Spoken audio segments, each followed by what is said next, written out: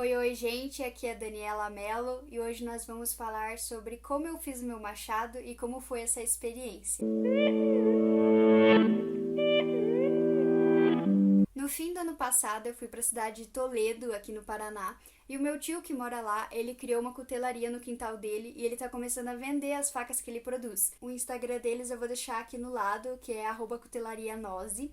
Então lá dá uma conferida, eles estão começando agora a empresa deles. Como lá na hora eu esqueci de fazer um vídeo explicando e mostrando cada passo a passo, eu vou mostrando aqui no lado as fotos que eu tirei e alguns vídeos que eu fiz da gente fazendo o machado. Super bacana isso deles fazerem as próprias facas, a gente ficou conversando bastante sobre isso e daí surgiu a ideia de fazer o meu machado. Eu já estava com o intuito de comprar um machado para mim, então por que não fazer um novo, não é mesmo? O meu tio topou na hora a ideia de fazer um machado. Então, logo nos próximos dias ele já comprou o aço pra gente. Então, como vocês podem ver aqui, a gente começou desenhando no aço, colando um papel com o desenho que a gente queria que o machado tivesse. Futuramente a gente teve que trocar um pouco esse desenho, porque como o cabo do machado ia conter o aço também, o machado ia ficar muito pesado. Então a gente teve que mudar um pouco o tamanho da cabeça do machado para equilibrar um pouco em questão de peso. Bom, depois a gente cortar esse aço, ele ficou mais ou menos assim. E depois disso veio o processo de lixamento. Como na época o meu tio não tinha uma lixadeira, eu tive que lixar tudo na mão. Então demorou bastante, fiquei bastante horas lixando. A gente foi modelando as curvas do machado com as lixas e fazendo um desenho mais limpo dele, porque como vocês podem ver, quando a gente cortou o aço, ele ficou muito robusto. Eu lixei toda a borda do aço e a cabeça que seria do machado. Essa parte aqui do cabo, quando era só o aço do cabo, a gente não lixou muito, a gente só fez umas fissuras para ajudar na colagem da madeira depois. Então, o lixamento para ficar bem lisinho e tirar todas as marcas foram nas laterais e na cabeça do machado. A gente utilizou a lixa 60, 120, 220 e 320 nessa ordem. Então, a primeira, a lixa 60, ela é mais grossa, então ela tirava as fissuras maiores, as imperfeições do aço que fossem maiores e depois fomos mudando as lixas para cada vez ela ficar mais lisa e mais perfeita. Depois que a gente fez todo esse processo de lixamento, a gente fez os furos no cabo para que entrasse esse pino aqui depois para prender o cabo. Bom, depois de a gente fazer o lixamento e os furos do cabo, surgiu um problema. A forja do meu tio, ele era do tamanho para as facas que ele fazia. Então, a gente teve que achar uma maneira de encaixar o machado certinho dentro da forja para conseguir fazer a têmpera. Por muita sorte, o machado conseguiu entrar na diagonal na forja dele, porque se fosse um pouco maior, a gente teria que dar um outro jeito de fazer a forja. Então, a gente ligou a forja, que chega a uns 900 graus Celsius, e como vocês podem ver, o machado começou a ficar bem vermelho. Esse daqui é o vídeo da gente fazendo a têmpera. Então, como vocês podem ver, a gente tira o machado da forja e passa na lateral dela. Ali na lateral tem um ímã. É que cada aço tem uma temperatura diferente de têmpera. Então, quando você passa no ímã e o aço não é mais atraído por ele, quer dizer que esse material está chegando ao ponto de têmpera dele. Então, a gente passa ali no ímã e como ele não atrai mais, a gente deixa mais um pouquinho na forja e faz a têmpera.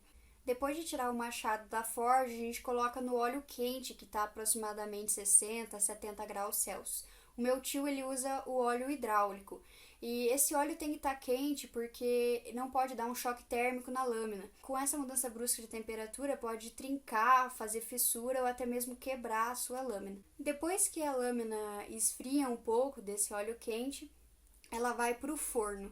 O meu machado ficou 2, 3 horas revenindo no forno. Mas claro que esse tempo varia com o tipo do aço e o tamanho dele. O motivo dele ficar esse tempo no forno é pelo fato que, como ele foi aquecido na têmpera, as moléculas estão super agitadas.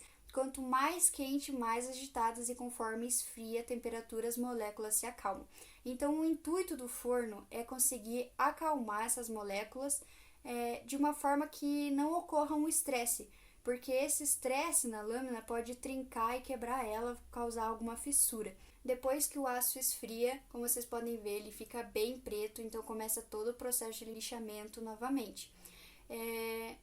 É um processo um pouco demorado, porque o aço fica mais duro depois da têmpera. A gente ia pintar o machado de preto, mas daí não deu muito certo, a gente decidiu mudar de ideia, então a gente teve que lixar novamente para tirar a tinta preta que tinha ficado nele. Depois disso veio o processo de escolher a madeira do cabo e fazer a colagem dela. Eu escolhi a madeira de angelim, como vocês podem ver, os anéis dela deixam um desenho bem bonito na madeira.